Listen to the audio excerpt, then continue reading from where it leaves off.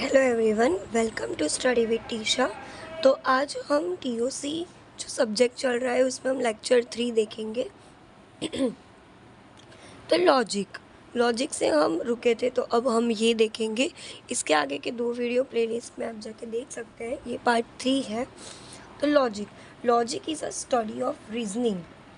In the study of formal languages mathematical logic is representing by proposition. मतलब logic क्या है? एक reasoning है कि हाँ ये हो सकता है। कोई भी सेंटेंस हो उसका हमें रीज़न देना पड़ता है कि हाँ मैंने इसमें ये लॉजिक यूज़ किया। लाइक 2+2 4 होता है, तो उसमें मैंने क्या किया? एक लॉजिक लगाया कि हाँ ये होता है। ठीक है। The proposition or statement are declaration sentences which can be either true or false but not both. Logic जो होते हैं या वो प्रिपोजिशन या फिर स्टेटमेंट के हिसाब से होते हैं, तो वो डिक्लेयर करते हैं कि हाँ मैंने ये सेंटेंस को इस तरह से प्रूफ किया है, तो हाँ ये ऐसे डिक्लेयर होगा। ये लाइक ट्रू है तो ट्रू, फॉल्स है तो फॉल्स, यानी दोनों बोथ नहीं होंगे। ठीक है। नाउ लॉजिकल कनेक्टिविटीज़ लाइक तुम लोगों ने देखा ही होगा कि हम लोग को बी में पढ़ने को आता होगा कि एंड और ये सब सारे गेट आते होंगे। ठीक है। तो वो लॉजिक गेट्स होते हैं। तो उसी की तरह इस चैप्टर में हम लॉजिकल कनेक्टिविटीज़ देखेंगे। लाइक एंड, उसको हम कंजक्शन बोलेंगे। मैथमेटिकल का नेम है कंजक्शन, उसको एंड बोलेंगे। If A and B are 2 prepositions, यानी कि ए और बी एक का कंडीशन ली है, ए और बी 2 प्रीपोजिशन लिए हैं। देन कंजक्शन यानी कि and of A and B, मतलब ए और बी का आप एंड करो यानी कि कंजक्शन करो। एंड इज डिनोटेड बाय ए, ये कंजक्शन का क्या है? सिंबल है। ठीक है। और बी, अभी ये सिंबल आपको ना याद आए तो आपको क्या करने का है? कंजक्शन यानी कि एंड, तो एंड में क्या होता है? ए यानी कि ऐसे नीचे ए लिखते हैं तो ऐसे ए, ऐसे। ठीक है। तो A denoted by A and B. ठीक है। The truth table for this connective is and यानी कि कंजक्शन का जो सिंबल है वो ऐसा है। ठीक है। तो ए ऐसे याद रह सकता है कि इधर भी ऐसे टोपी होती है, इधर भी ऐसे टोपी होती है। ठीक है। ओके। तो अभी हम देखेंगे कि ए और बी हमने जो प्रीपोजिशन दी है उसमें 0 0 0 0 1 1 0 1 0 1। ठीक है। अभी 0 0, अभी इसमें लॉजिक क्या लगा है? एंड में। एंड यानी कि हम लोग एक हिसाब से समझ ले तो 1 1 जब हो तभी 1 होता है। ऐसा आप लोग ये रट्टा मार लो या फिर आपको जैसे भी याद करना वो से कर लो कि logic is both are 1 then 1, यानी कि 0 0 है तो 0, 0 1 है तो भी 0, 1 0 है तो भी 0, बट 1 1 होगा तभी 1 होगा। एंड में ये होता है। ठीक है। अभी है डिसजंक्शन यानी कि और। ठीक है। ये होता है एंड और हम लोग नॉर्मली सेंटेंस भी बोलते हैं कि टी एंड कॉफ़ी, तो आपको दोनों ही चाहिए भाई, टी भी चाहिए और कॉफ़ी भी चाहिए। बट अब आप बीच में और लगा दो टी और कॉफ़ी, तो वो आपको एक ही देगा कि टी चाहिए और कॉफ़ी, दोनों में से कोई एक। ठीक है। If A and B are 2 proposition then disjunction of A and B is denoted by A. इसका ऑपोजिट, इसमें नीचे टोपी थी, इसमें ऊपर टोपी है। ठीक है। B, the truth table for connectives is, और यानी मैंने बोला कि और है यानी कि डिसजंक्शन।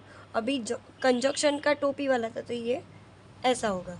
सॉरी, ये गलती से लिख गया है, इसको ऐसे ऊपर ऐसे लिख देना। ठीक है। ए बी और 0, इसमें 0 0 1 1 0 1 0 1, तो उसमें क्या लॉजिक है? इफ़ 1 प्रीपोजिशन, मैंने बोला ना कोई एक भी होगा तो वो दे देगा कि एक भी प्रीपोजिशन होगा ना तो वो 1 दे देगा, यानी कि 0 0 0, ये 0 1 तो फिर 1 देगा। क्यों? क्योंकि इसमें एक है तो चलेगा, इसमें एक। ओके। तो हमने ये देखा कि इसमें क्या लॉजिक यूज़ हुआ कि logic is if 1 proposition 1 then 1। ठीक है। एक होगा तो एक आ जाएगा। पर कंजक्शन में क्या होगा? दोनों ही एक चाहिए तभी आउटपुट में हमें एक मिलेगा। ठीक है। अभी है निगेशन यानी कि नॉट, उसको हम ऐसे सिंबलाइज करते हैं कि ऐसे सांप जैसा होता है P. The negation of a preposition P, this is a preposition is also cold not preposition, यानी कि इसको नॉट भी बोलते हैं, ठीक है। हमने नॉट गेट देखा था ऐसे ही। तो उसमें ट्रूथ टेबल कैसे बनाते हैं, 1 होगा तो 0, 0 होगा तो 1, दैट्स इट, नथिंग एल्स, ठीक है। अभी ये टोटोलॉजी और कॉन्ट्राडिक्शन, ये भी आपने डीएम में देखा होगा, इसलिए हम लोग बहुत डिटेल में बात नहीं कर रहे, जल्दी से ख़त्म कर रहे हैं। अ preposition P is a tautology, यानी कि कोई भी प्रीपोजिशन हमने लिया, ठीक है, तो वो कब टोटोलॉजी कहलाएगा कि हाँ ये जो पी है वो टोटोलॉजी है, if it is a true under all circumstances, यानी कि जितने भी आउटपुट आते हैं वो सारे टी होने चाहिए, यानी कि ट्रू होने चाहिए। जैसे कि ये सारे ट्रू है तो हम बोल सकते हैं कि हाँ वो टोटोलॉजी है, ठीक है। It means it contains the only T in the final column of the truth table. A statement that is always false, यानी कि अभी हमारा जो स्टेटमेंट है वो शायद से फॉल्स आए तो हम उसको कॉन्ट्राडिक्शन कहेंगे। This is nothing, just normal tautology and contradiction, basic information. Relation, what is relation in mathematics? Relation यानी कि कोई भी एक एलिमेंट दूसरे एलिमेंट के साथ कोई संबंध या फिर कोई रिलेशन दर्शाता होगा तो उसको हम बोलेंगे relation. Relation in mathematics is defined as the relationship between two sets, यानी कि हमारे पास कोई टू सेट है, ये 1 है 2 है, उसके बीच में कोई रिलेशन होगा, कोई रिलेशनशिप होगा तो उसको हम रिलेशन बोलेंगे मैथमेटिक्स के अलावा। If we are given 2 states set A and set B, हमारे पास 2 है, एक सेट ए है और एक सेट बी है, ठीक है। तो and set A has a relationship, यानी कि इधर सेट ए है और इधर सेट बी है, तो ये जो सेट ए है ना उसका कोई सेट बी के साथ कोई रिलेशन है, ठीक है, कोई रिलेशन है। Then each value of set A is related to a value of set B, यानी कि सेट ए में जितनी भी वैल्यू होगी वो उससे रिलेट करेगी, ठीक है, यानी यूनिक रिलेशन होगा। Here set A is called a domain, इसमें हम इसको रिलेशन तो बना दिया, तो इसको सेट ए है उसको हम बोलेंगे domain of the relation, and set B जो होगा उसको हम को डोमेन बोलेंगे, यानी कि उसको को डोमेन भी बोलते हैं क्योंकि हमने इसके आगे पिछले वाले वीडियो में देखा था को डोमेन, और रेंज भी कह सकते हैं, ठीक है, जिसके साथ वो कनेक्शन हो उसको हम रेंज बोलते हैं, ठीक है। सेट ए और सेट बी है उसकी हमने वे पैर बना दी, 1 1 2 4 3 9 और 4 16, इसको हमने बोला था बहुत पिछले फर्स्ट या सेकेंड वीडियो में कि रिप्रेजेंट कैसे करते हैं रिलेशन को, तो ऐसे हम रिप्रेजेंट कर सकते हैं, ठीक है, कि x है और y है, इसमें फर्स्ट वाला एलिमेंट है जो x के आया है, दूसरा वाला जो एलिमेंट है वो y से आया है, ठीक है, y जो है वो b से आया है और x जो है वो a से आया है, और उसमें क्या है जो y है ना, ये जो y वो x का स्क्वायर है, यानी कि 2 का स्क्वायर है, ठीक है, 2 2 2 ज़ा 4 3 3 ज़ा 9 4 4 ज़ा 16 ऐसा है। तो उसमें कैसा होगा, ये होगा ये 1 और ये ए सेट है ये बी सेट है, ए को हम डोमेन बोलते हैं, को बी को हम को डोमेन बोलते हैं, जिसके भी साथ कनेक्शन हो वो वाले को डोमेन को हम रेंज बोलते हैं, ऐसे कनेक्शन होता है इसको हम बोलते हैं रिलेशन, ठीक है। रिलेशन की डेफिनेशन क्या है, relation is defined as a relation, relation को कैसे डिफाइन करते हैं कि relation between 2 different sets of information, suppose we are given 2 sets containing 2 different values, हम लोग ऐसे सपोज कर देते कि हमारे पास 2 सेट है, ठीक है, उसके पास डिफरेंट वैल्यूज़ है, देन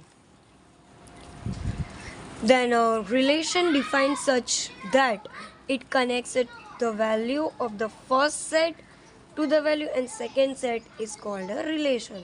मैंने जो आगे बोला वही इंग्लिश में लिखा है, that's it। Suppose we are given a set A contains the name of a girls, यानी कि हमारे पास एक सेट है उसका नाम है गर्ल्स, ठीक है, girls of class, and another में हमें लिखा है हाइट ऑफ गर्ल्स, ठीक है। अभी सेट ए और सेट बी को हम कनेक्ट करेंगे तो in mathematical term we can say that, ठीक है, ऐसे हम बोल सकते हैं। A set of order pair, mathematically terms में हम लोग ये कह सकते हैं कि a set of order pairs is a relation. एक पेयर होती है सेट की, उसको हम रिलेशन बोलते हैं, ठीक है। अभी है एम्प्टी रिलेशन। एम्प्टी यानी कि खाली। A relation R on a set A is called empty if the set A is an empty set. मतलब ये कहना क्या चाहता है, ये रिलेशन आर जो है ना, इफ सेट ए, उसको हम एम्प्टी कब बोल सकते हैं, इफ द सेट ए में कुछ भी ना हो, एम्प्टी सेट हो, ठीक है। Anyway, a relation where no element of set A is not related to the element of set B, उसमें अभी एलिमेंट ही नहीं होंगे तो वो सामने वाले से क्या रिलेट करेगा, कुछ भी नहीं, ठीक है। तो उसमें क्या बोलते हैं, देखिए ये एग्जांपल दिया है 1 2 3 और 5 6 7 ए बी में है, बट हमें रिलेशन क्या दिया है कि x + y = 22, बट इसमें x और y तो है ही नहीं, तो उसको हम ये वाले आर को हम क्या बोलेंगे, एम्प्टी रिलेशन बोलेंगे, ठीक है। इसी के साथ ये पार्ट 3 यहाँ पे ख़त्म होता है। नेक्स्ट वीडियो में हम रिफ्लेक्सिव रिलेशन और बहुत सारे रिलेशन देखेंगे, ठीक है। आपको ये वीडियो मेरा पसंद आया तो लाइक शेयर सब्सक्राइब कर देना, और आगे के वीडियो, पिछले वीडियो देखने के लिए आप प्लेलिस्ट में जाके देख सकते हो, ठीक है। Thank you.